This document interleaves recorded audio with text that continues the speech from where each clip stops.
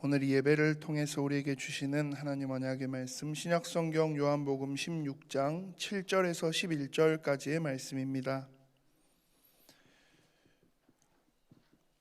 신약성경 요한복음 16장 7절에서 11절까지의 말씀 제가 봉독합니다. 그러나 내가 너희에게 실상을 말하노니 내가 떠나가는 것이 너희에게 유익이라. 내가 떠나가지 아니하면 보혜사가 너희에게로 오시지 아니할 것이요 가면 내가 그를 너희에게로 보내리니 그가 와서 죄에 대하여 의에 대하여 심판에 대하여 세상을 책망하시리라. 죄에 대하여라 함은 그들이 나를 믿지 아니하며 의에 대하여라 함은 내가 아버지께로 가니 너희가 다시 나를 보지 못하며 심판에 대하여라 함은 이 세상 임금이 심판을 받았음이라. 아멘. 성령 충만한 성도 제목으로 담임 목사님 말씀 주시겠습니다. 오늘 또 감사하게 현장에서 함께 예배할 수 있어서 기쁩니다. 또 우리 상황상 예배당에 나오지 못하고 개인적으로 영상으로 예배하시는 분들, 또 우리 남학과 완도에서 함께 예배하시는 모든 분들 주님의 이름으로 환영하고 축복합니다. 우리 옆에 있는 분들 한번 그렇게 반갑게 인사하십시다. 많이 사랑하고 많이 축복합니다. 제가 올해는 많이 사랑하고 축복한다는 고백을 좀 꾸준히 좀 해보려고 합니다. 지금 우리 신앙의 발판 말씀을 계속 나누고 있죠. 우리 신앙생활 하는 중에 성부 하나님의 크신 사랑, 하나님이 베푸신 우리에게 긍휼하심, 은혜, 우린 참 많은 말씀을 듣고 또 그거 때문에 은혜를 많이 받죠. 그리고 그리스도의 십자가 죽으심과 부활, 그리고 그리스도께서 우리에게 행하신 구원의 어마어마한 비밀들, 우리는 참 많은 말씀을 듣고 또 거기에 감동을 받고 은혜를 받고 합니다. 사실은 지금 성령 시대라고도 하고요, 성령 하나님께서 친히 우리를 도우셔서 우리를 하나님의 사랑으로 풍성케 젖어들도록 우리에게 은혜를 주시고 그리스도의 십자가를 더욱더 붙들 수 있도록 말씀 깨닫게 하셔서 하나님의 말씀이 이렇고 정말 예수 그리스도께서 행하셨던 사역들이 이러하구나, 나와 이렇게 연결되어지고 나에게 주신 하나님의 축복이구나, 은혜구나, 이걸 깨닫게 하시는 분도 성령 하나님이신데 우리는 많은 부분 그냥 성령 하나님의 사역들을 놓치고 신앙생활 할 때가 참 많이 있죠. 예전에 제가 신학교 다닐 때 아프리카에서 꽤 오랫동안 선교 사역을 했던 선교사님의 간증을 잠깐 들은 적이 있어요. 보수교단에서 공부를 하고 신학 공부를 하고 이제 선교사로 파송되어져서 사역을 하시던 목사님이신데, 이제 그 아프리카 사람들을 같이 다 모아서 교회 예배당에서 이제 붕집회 같은 수련회 같은 집회를 하게 된 거예요. 말씀을 나누고 찬양하고 이제 같이 함께 기도하는 시간이 되어져서 뜨겁게 기도하고 통성으로 이렇게 기도하는 중에 하나님이 참 많은 은혜를 주셔서 거기에 있는 아프리카 성도들이 정말 뜨겁게 하나님 앞에 막 반응하며 말씀에 반응하며 기도하고 있는 중에 이제 거기에는 전부 다 현지인들만 있고요, 아프리카 사람들만 있고 한국 사람은 선교사님 혼자인데 갑자기 어디서 저 구석에서 한국말이 들리는 거예요. 너무 신기해서 뒤를 돌아봤는데 한국 사람이 아무도 없어요. 그런데 한국말이 들려서 그 말을 이제 소리를 따라서 이제 갔더니 저 구석에 어떤 아프리카 사람이 기도를 하는데 성령 주이소 이렇게 기도하는 거예요. 깜짝 놀라서 이게 무슨 일이지? 이제 그분은 보수교단에서 배웠기 때문에 성령의 실제적인 막 역사, 막 이런 부분들, 방언 이런 걸 그렇게 많이 생각하지 못했던 선교사님인데 깜짝 놀란 거죠. 그래서 그 기도하고 있는 성도를 잠깐 멈추게 하고, 지금 당신 기도하는데 무슨 소리로 기도하는지 뜻은 아냐? 그랬더니 전혀 모른대요. 방언을 하는 거예요. 방언 기도를. 지금 당신 지금 성령 주의소, 그것도 한국의 표준말을 쓰는 게 아니고 사투리를 쓰면서 지금 성령 주의소 그렇게 기도하고 있는 거예요. 그러면서 그 선교사님이 성령님의 사역은 실제다, 뭐 이런 간증을 잠깐 들은 적이 있어요. 우리는 참 많은 성령의 충만함, 오늘 제목이 성령 충만한 성도라고 제가 잡았는데요, 성령 충만에 대한 신앙생활 우리는 많이 강구하고 또 이렇게 나 성령 충만한 삶을 살고 싶어 이렇게 우리가 생각하지만 실제 성령의 사역, 성령 하나님의 도우심, 이런 부분들을 우리가 간과하고 신앙생활 할 때가 참 많이 있죠. 여러분, 성령 충만한 성도, 성령 충만, 우리는 많이 오해하기도 합니다. 많이 들었지만 성령 충만 이렇게 하면 굉장히 능력이 나타나고 열정적으로 기도하고 뜨겁게 기도하고 막 목이 새도록, 그러면 저 사람 성령 충만한가 보다, 뭐 이렇게 생각하기도 하고요. 뭐 굉장한 능력이 나타나고 기적이 나타나고 병 고쳐지고 귀신이 쫓겨나가고 막 이런 어떤 사역들을 보면, 야, 성령 충만해서 저런 일이 일어나네. 나는 성령 충만을 못 받아서 나에게는 아무 능력도 안 나타나고 뭐 그래. 그렇게 착각하고 오해하는 경우도 있어요. 신비한 무슨 능력을 체험하고 막 이런 보면, 야, 성령 충만하고 방언으로 막 기도하는 거 보면, 야, 저 사람 성령 충만한가 봐. 예, 성령 충만, 성령의 사역의 일부분일 수 있습니다. 사실 제가 이제 어렸을 때 저는 목회자가 돼야 되겠다 꿈꾸고, 앞으로 저는 신학교를 가서 목사가 될 거야 뭐 이랬는데요. 이제 그게 점점 이제 중학교, 고등학교를 가면서 좀 현실화되어지잖아요. 목회자가 어떤 건지. 그리고는 이제 주변에 많은 뭐 분강소로 오시는 목사님들, 또 저희 아버지가 목사님이셨으니까 이렇게 지켜보면서 내가 앞으로 목사가 되면 어떻게 해야 되지? 제일 제 마음에 좀 두렵고 겁이 났던 게 하나 있었어요. 다른 게 아니고, 목사가 되면 성령 충만한 그냥 껍데기 목사 될 건 아니고 진짜 하나님이 쓰시는 성령 충만한 목사가 되고 싶은데, 어떻게 하면 성령 충만한 목사가 되지? 라고 제 나름대로 눈으로 이렇게 보니까 많은 분들이 막 능력을 행하고 뭔가 막 대단한 사역을 하는 분들 보니까요, 다 타이틀에 40일 금식 기도 몇 회 이렇게 써져 있어요. 분강사들 이렇게 포스터에 보면, 야, 40일 금식 기도 정도는 몇 번 해야 성령 충만해지는가 보다. 근데 내가 지금 40일을 안 죽고 금식할 수 있을까? 진짜로 겁이 났었어요. 제가 이제 신학을 더 공부하고 말씀을 더 이제 조금씩 더 알아가면서 그게 아니구나라고 제가 오해했던 것들이 풀렸는데요. 제가 이제 고등학교 2학년, 3학년 이제 신학교를 가게 되어지는 그 시점에 됐을 때는요, 아버지도 그것 때문에 되게 40일 금식 기도도 하셨고, 또 그것 때문에 몸도 많이 막 망가지고 이런 모습들을 직접 보면서, 야, 나는 저거 어떻게 하지?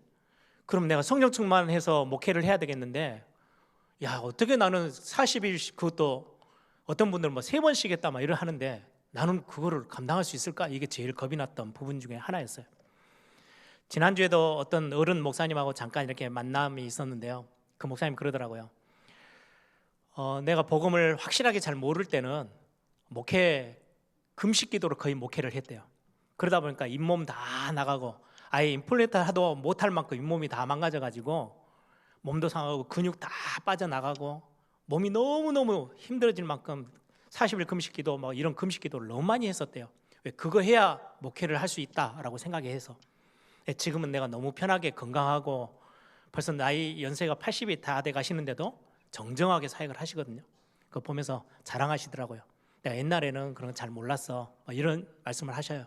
보면서 그때 그 생각이 났어요. 야, 그래, 나도 신학교 다니면서 성령 충만을 하려면 40일 금식 정도 몇 번은 해야지.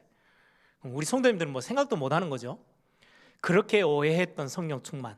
오늘 본문의 말씀을 중심으로 해서 성령 충만한 삶이 어떤 삶인지, 성령 충만한 성도는 어떤 모습과 어떤 특징을 갖고 있는지 우리는 말씀을 통해서 확인해 보려고 합니다.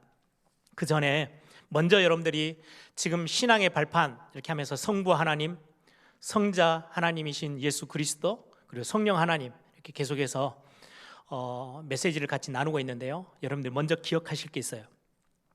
성부 하나님, 성자 예수 그리스도, 성령 하나님, 이 삼위의 하나님은, 성부 하나님과 성자 예수님은요 분리해서 생각할 수가 없어요.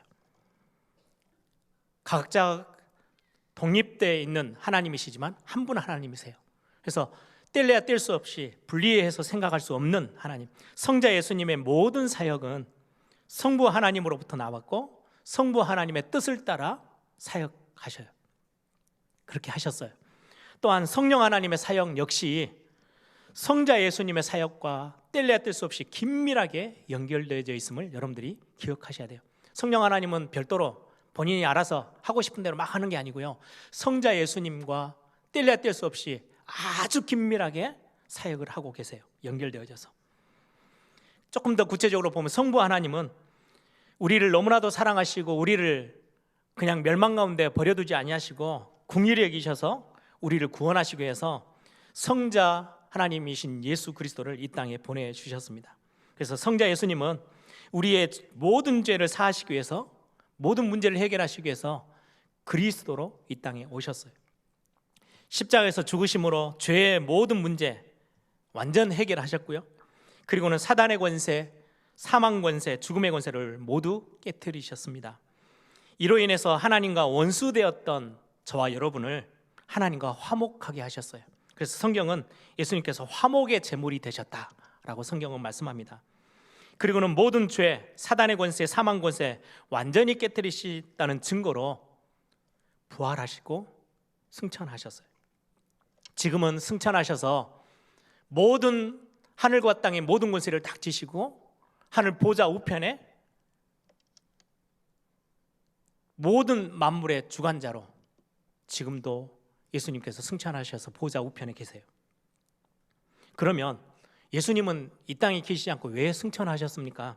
히브리서의 말씀을 보면 예수님께서 대제사장으로서 십자가에서 우리의 모든 죄를 단번에 해결하셨다. 그리고는 우리의 영원한 대제사장으로 계셔야 되기 때문에 하나님의 보좌 우편에 계시면서 끊임없이 하나님께 우리를 중보하고 계신다. 우리가 구원받았음을, 십자가의 그 보혈의 능력으로 하나님의 사랑 안에 들어와 있음을 끊임없이, 우리가 연약하고 넘어질 때도 실수했을 때도 우리를 끊임없이 중보하고 계시는 영원한 대제사장으로 계신다. 성경은 말씀합니다. 그런데 예수님이 승천하시면 약속하셨죠. 내가 너희들과 영원히 함께 할 거야. 세상 끝날까지 너희와 항상 함께 있을 거야. 약속하신 대로 그것을 위해서 성령 하나님을 보혜사로 우리에게 보내주셨습니다. 그래서 오늘 본문에 보시면 16장 7절에 보니까요, 내가 너희에게 실상을 말하노니 내가 떠나가는 것이 너희에게 유익이라. 우리에게 유익하다고 말씀하세요. 승천하셔서 하늘 보좌 우편에 계시는 게 유익하대요. 왜냐니까 내가 떠나가지 아니하면 보혜사가 너희에게로 오시지 아니할 것이요, 가면, 내가 승천해서 하늘 보좌 우편으로 가면 내가 그를 너희에게로 보내리니. 보혜사 성령이 우리에게 오실 수 있어서 너희에겐 더 유익해. 무슨 말씀이에요? 성령 하나님께서 지금 전 세계에 흩어져 있는 하나님의 교회들, 그리고 현장에서 움직이는 모든 구원받은 하나님의 백성들, 하나님의 자녀들, 저와 여러분이죠, 동시에 함께 하실 수 있어요. 성령 하나님이 이 땅에 오셔서 우리와 함께 계시면서 우리가 어디에 있든지 성령 하나님으로 우리와 함께 하시는 거예요. 성령 하나님께서는 우리 안에 계시면서 성자 예수님께서 친히 지금도 우리와 함께 하신다라는 것을 계속해서 발견하고 깨닫고 누릴 수 있도록 성령 하나님이 우리와 함께 계시면서 우리를 도우시고 우리를 위해서 중보하고 계신다고 성경은 말씀합니다. 그래서 여러분, 오늘 성령 충만함, 이 말씀들을 같이 붙잡으려고 합니다. 우리 안에 지금 함께 계시면서 하나님이 우리를 버리지 않으시고 함께 계신다는 걸 알게 하시고 누리게 하시는 그 성령 하나님. 그래서 성령 충만이라는 단어는 우리가 많이 들었지만 성령 하나님이 하시는 사역으로 우리가 풍성해지는 거예요. 우리 안에 성령 하나님의 사역이 굉장히 충만해지고 풍성해지는 거. 충만이라는 단어가 이해하기가 조금 어려울 수 있잖아요. 그래서 성경에 이거를 이해하기 쉽도록 대조시킨 말씀이 하나 있어요. 술 취하지 말라. 이는 방탕한 것이니 너희는 성령의 충만함을 받아라. 술 취하는 거하고 성령의 충만함하고 이게 비교해서 설명을 하고 계세요. 이게 비슷하다는 거예요. 내용은 완전 다르지만은 술에 취했다면 그냥 단순히 좀 약주로 쓰려고 반주 이렇게 식사하면서 한 잔 하는 것을 술 취했다라고 하지 않아요. 세상 사람들이 말하잖아요. 내가 술을 먹는 게 아니고요, 술이 나를 먹는 걸 보고 술 취했다라고 말이야. 술이 완전히 나를 사로잡아요. 술에 이끌려 다녀요. 저는 술 취할 만큼은 술을 먹어본 적이 없어서 잘 모르겠지만 성경이 그렇게 설명해요. 근데 성령 충만은 뭐냐? 성령 하나님이 나를 완전히 사로잡는 거. 성령 하나님의 내가 완전히 이끌려 다니는 거, 내가 신앙생활 열심히 해야지 이게 아니고요, 성령 하나님이 나를 완전히 사로잡고 말씀 속으로 인도해 나가시는 거, 그걸 보고 성령 충만이라고 성경은 말씀합니다. 그래서 저는 제가 사역하면서 많이 기도하는 저의 연약함을 알기 때문에 성령 하나님 저를 도와주옵소서. 내 머리끝에서 발끝까지 성령으로 나를 사로잡아 주십시오. 내가 보는 거, 듣는 거, 말하는 거, 느끼는 거, 내 마음과 생각, 하나님 나를 사로잡아 주십시오. 이렇게 저는 기도합니다. 성령의 충만함, 굉장히 중요한 우리의 삶이잖아요. 구약에 보면 성령 충만을 어떻게 표현하냐니까요, 여호와의 신에 충만한 자, 하나님이 쓰셨던 사람들 보고 여호와의 영에 크게 감동된 자, 뭐 그렇게 표현되어져 있죠. 초대교회도 보면 중직자들을 뽑을 때 성령 충만한 사람을 뽑았대요. 그러면 이들의 성령 충만했다, 이들의 모습은 어떠합니까? 이들의 특징이 어떠하길래 성령 충만한 성도라고 합니까? 우리는 오늘 말씀을 통해서 확인해 보려고 합니다. 오늘 요한복음 16장 8절, 성령을 내가 너에게 보내겠다라고 하시고요, 성령 하나님이 오시면 하시는 사역을 간략하게 설명하고 계세요. 그게 8절입니다. 그가 와서, 성령 하나님이 오시면 죄에 대하여, 의에 대하여, 심판에 대하여 세상을 책망하시리라. 9절부터 제가 하나하나 성경에 있는 걸 읽어드릴게요. 죄에 대하여라 함은 그들이 나를 믿지 아니하며, 의에 대하여라 함은 내가 아버지께로 가니 너희가 다시 나를 보지 못하며, 심판에 대하여라 함은 이 세상 임금이 심판을 받았음이니라. 저도 이 개역 성경을 읽으면서요, 이해가 잘 안 돼요. 그래서 이 성경 저 성경 많이 찾아봤어요. 제가 표준 세번역 성경으로 잠깐 다시 한번 읽어드릴게요. 8절부터, 그가 오시면 죄와 의와 심판에 관한 세상의 그릇된 생각을 꾸짖어 바로잡아 주실 것이다. 9절에는요, 나를 믿지 않는 것이 바로 죄라는 것을 말씀해 주실 것이며, 10절에 내가 아버지께로 돌아가므로, 승천하셔서 보좌 우편에 가시는 그 사건이죠. 내가 아버지께로 돌아가므로 너희가 나를 더 보지 못하게 되는 것이 하나님의 의를 나타내는 것임을 가르쳐 주실 것이며, 11절 세상 통치자가 심판을 받았기 때문에 심판받을 자가 누구인지를 말씀해 주실 것이다. 이렇게 다른 번역 성경에는 기록하고 있어요. 여기에 먼저 성령 충만을 모습을 따지기 전에 오늘 8절에 그가 와서 죄에 대하여, 의에 대하여, 심판에 대하여 세상을 책망하리라, 책망이라는 단어가 나오는데,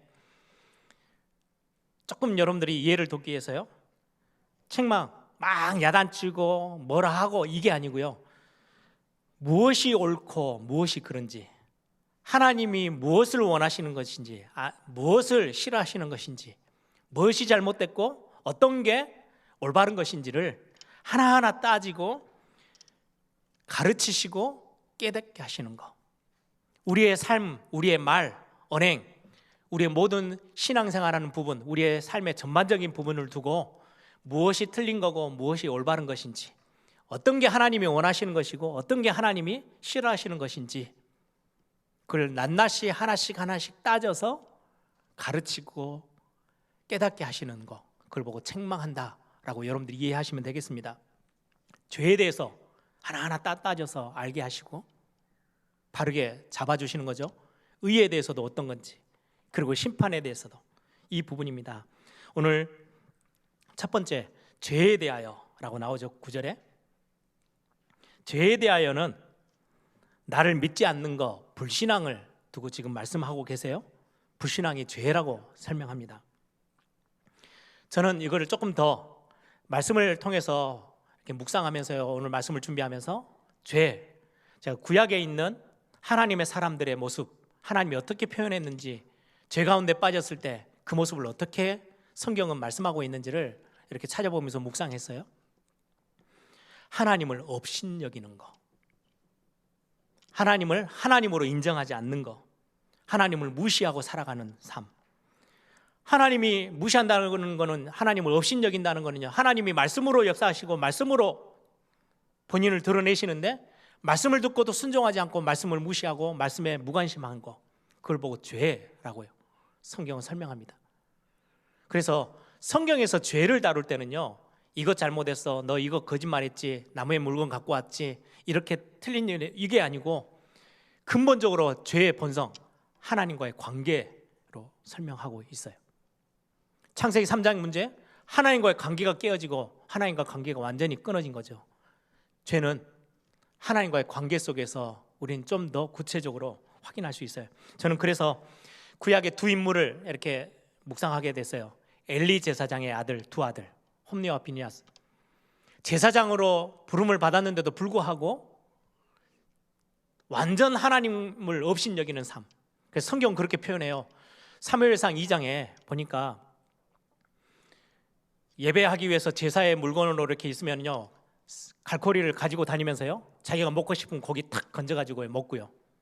하나님 앞에 예배하러 드려지지도 않은 건데 막 나쁜 짓 하고요. 성전에서 예배 수정드는 여인들 데려다가요 범하고, 이렇게 틀린 이야기 막 행동을 해요.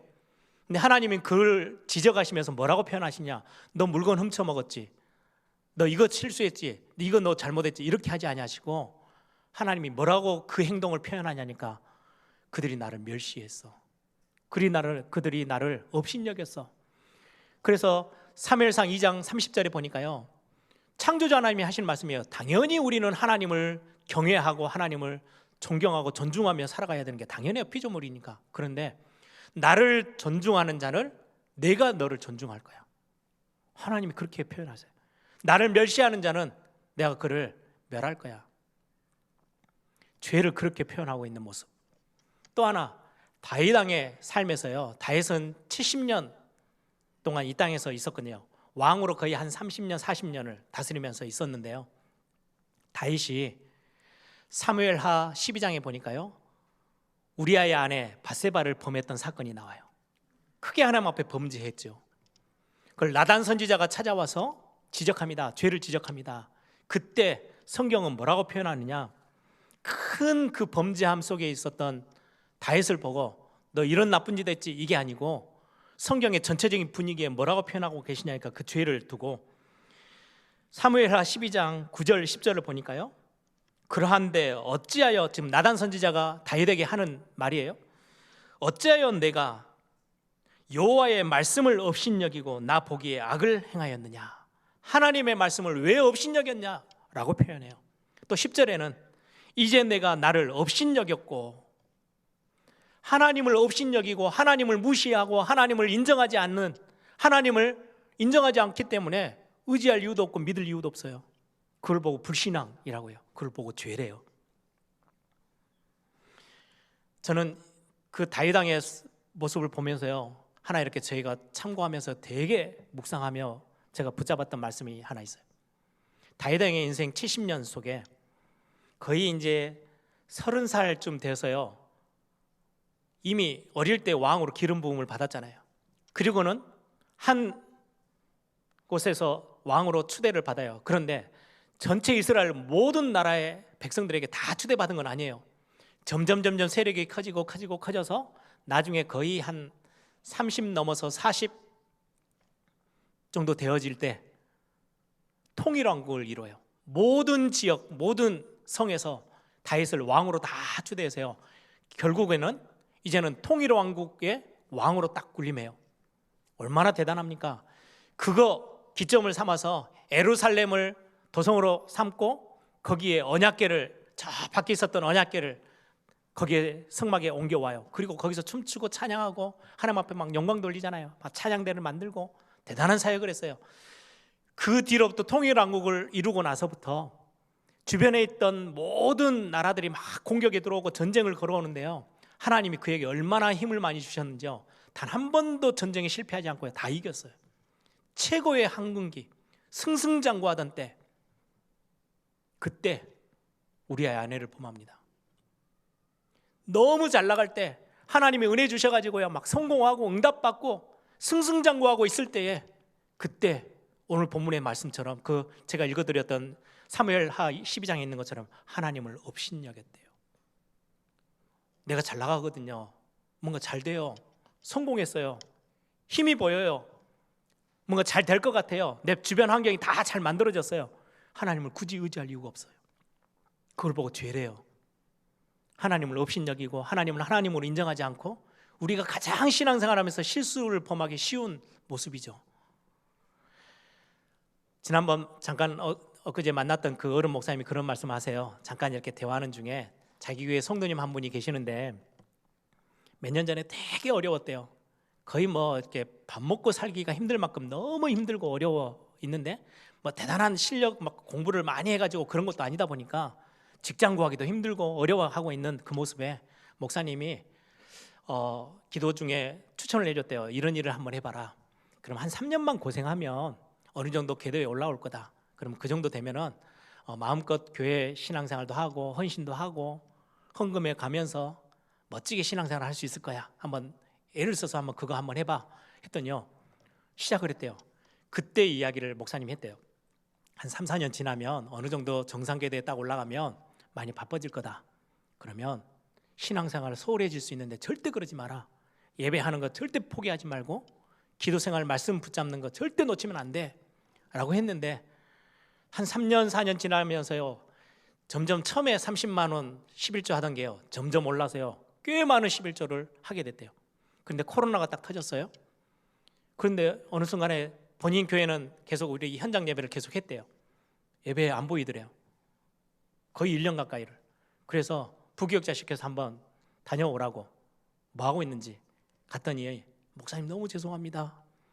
제가 정말 바빠가지고 교회 갈 시간이 전혀 없고 목사님 그렇게 말씀하셨는데도 불구하고 너무 일이 많아가지고 예배에 참석할 시간도 아예 없습니다. 너무 죄송합니다. 그 이야기를 들었대요. 목사님이 혀를 차시더라고요. 그러면 결국은 나중에는 끝날 건데 그 말씀이에요. 가장 잘 되어지고 있을 때에 힘들 때가 아니고요 다윗왕이 승승장구할 때 그때 하나님을 업신여겼다, 하나님을 하나님으로 인정하지 못했다, 하나님을 무시했다, 말씀에 기울이지 않았다, 그걸 보고 성경은 죄라고 말씀하는데요 이때의 모습이에요. 성령 충만을, 우리 지금 성령 충만을 놓고 말씀을 나누고 있죠.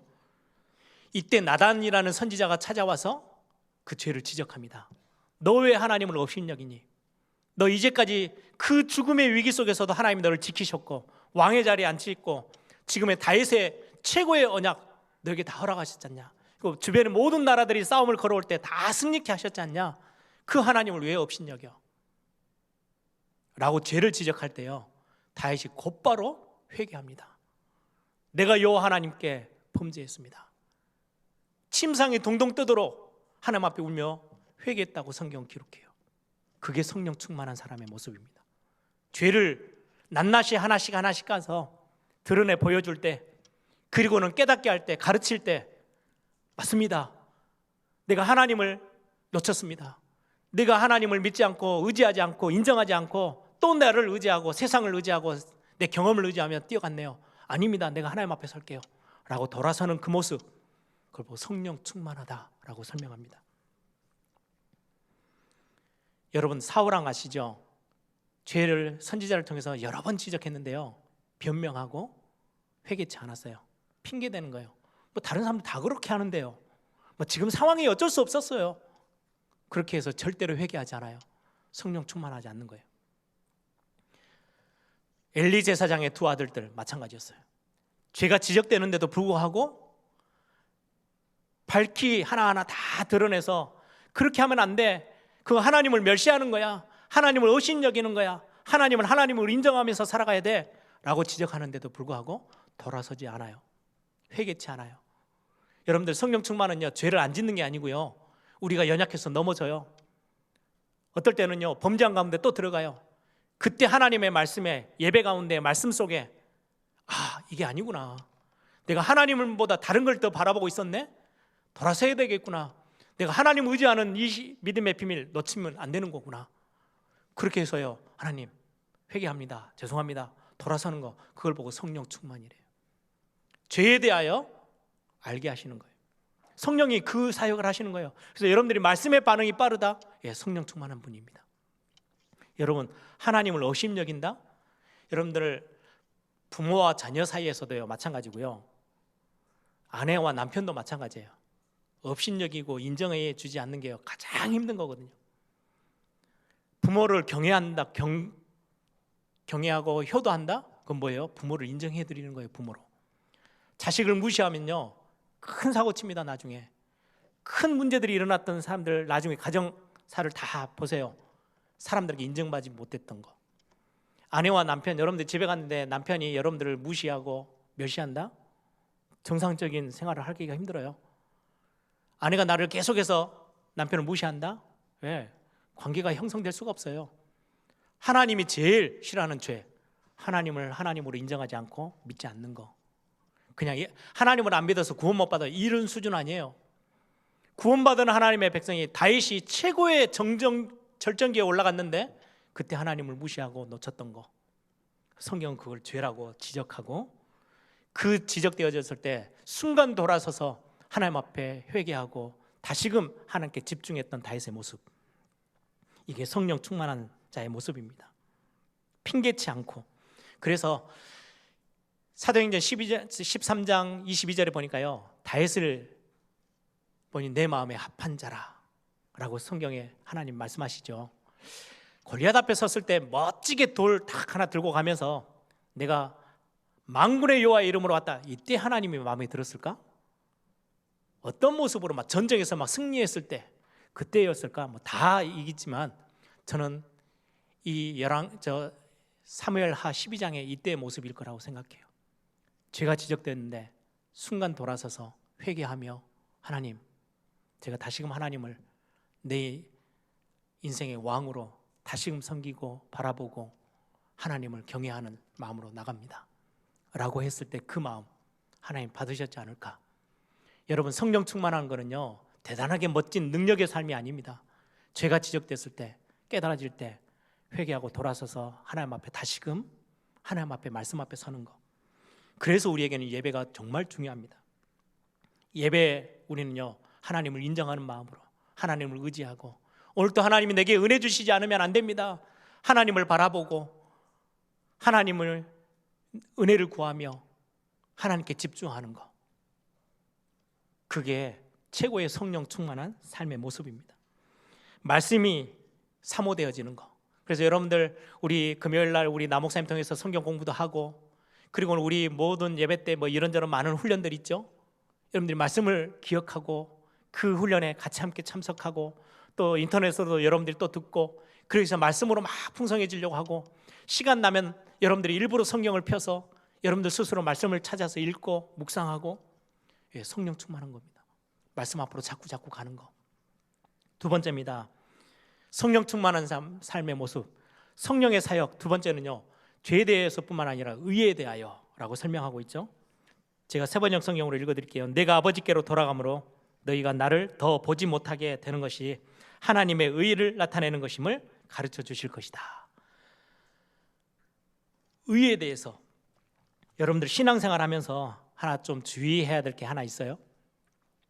우리가 예배도 잘 참석하고 막 성경 공부도 참석해서요 풍성한 지식도 쌓이고 여러분들이 막 경건서적도 우리 남목사님이 추천하는 책들 또 여러분들이 막 선물로 주신 책들 많죠. 다 읽어요. 그리고 훈련 다 참석해요. 모든 집회들 막 따라다니면서 막 훈련 받아요. 많은 것들이 풍성해졌어요. 교회에서 맡은 사역들 진짜 잘해요. 그러면서 다른 사람을 보고요 남편을 보고 그렇게 신앙생활을 해서는 안 돼. 나 정도는 좀 돼야지. 우리 그런 실수 참 많이 할 수 있거든요. 특히 목회자인 저는 그런 실수 범할 때가 참 많아요. 다른 사람 보면서요 말은 잘 펴는 않고 저거 안 되는데 나 정도는 좀 돼야지. 이렇게 신앙생활하는 거 굉장히 위험해요. 그 모습은 성령 충만하지 않는 삶의 모습입니다. 왜요? 여러분 성부, 성자, 성령 하나님의 사역 중에요 성령 하나님의 사역 전혀 자신을 드러내지 않아요. 누굴 드러내느냐? 우리를 의롭게 하신 그 하나님의 그 크신 사랑과 십자가의 어마어마한 구속의 비밀을요 자꾸 드러내요. 오늘 본문에 보세요. 예수님에 대한 사역들을 계속 이야기하는 거예요. 예수님께서 승천하셔서 영원한 대제사장이 되셔서 하나님 보좌 우편에 계시면서요 우리가 의롭게 되어짐을 계속해서 중보하며 선언하고 계시고요, 말씀하고 계세요. 그 사역을 드러내신대요. 의에 대하여 성령 하나님이 그거를 자꾸 나는 이런 사역을 해, 내가 누구야, 이렇게 드러내시는 성령 하나님이 아니세요. 그럼 성령 충만한 부분이 어떤 거겠어요? 신앙생활 열심히 하고 예배 참석 잘하고 다 하는데 자기가 드러내지 않고요, 그리스도가 드러나고 하나님이 영광이 드러나는 거, 그걸 보고 성령 충만이라고 합니다. 어떤 부분들이 막 나는 성경 공부도 이렇게 잘 참석하고 빠지도 않고 예배도 잘하고 말씀도 얼마나 내가 읽고 많은지 하는지 알아? 그렇게 질문하면 옆에 있는 남편이 근데 왜 하나도 변하지 않아? 그렇게 답할 수 있어요. 여러분들, 어떻게 보면 자기의 의를 막 드러내는 것은 바리새인적인 신앙생활일 뿐이에요. 성령 충만한 성도의 삶의 모습은 나를 드러내는 게 아니고요, 나의 의의가 드러나는 게 아니고 하나님의 의를 향해서, 내가 죄에 대해서 탁 지적되어졌을 때 그래, 내가 다시금 하나님의 말씀 앞에, 그러나 나는 너무 연약한 죄인, 이 모습이 뿐이기 때문에 나는 오늘 또 예수 그리스도의 십자가 앞으로 더 나아가야 돼.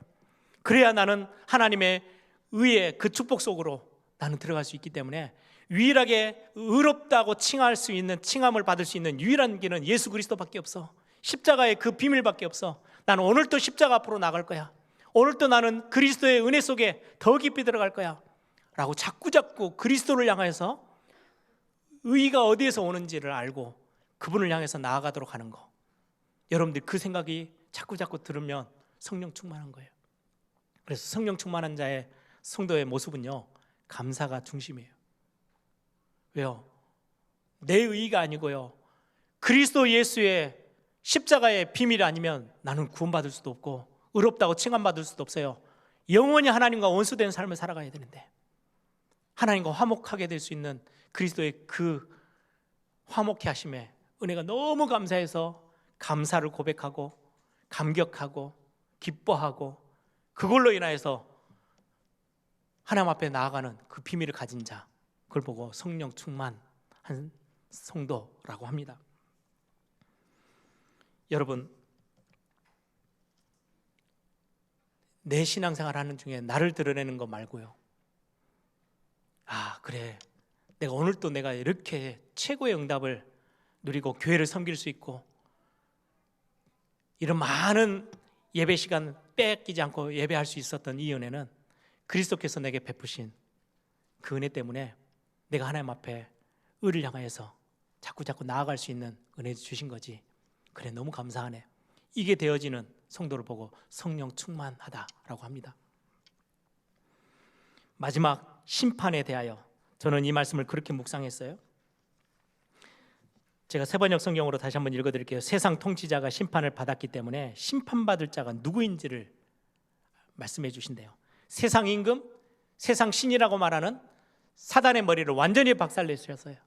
마귀 사단의 권세를 완전히 깨뜨리셨어요. 그리스도께서 완전히 승리하신 거죠. 이거를 자꾸 드러내시는 거예요. 성령 하나님의 사역이에요.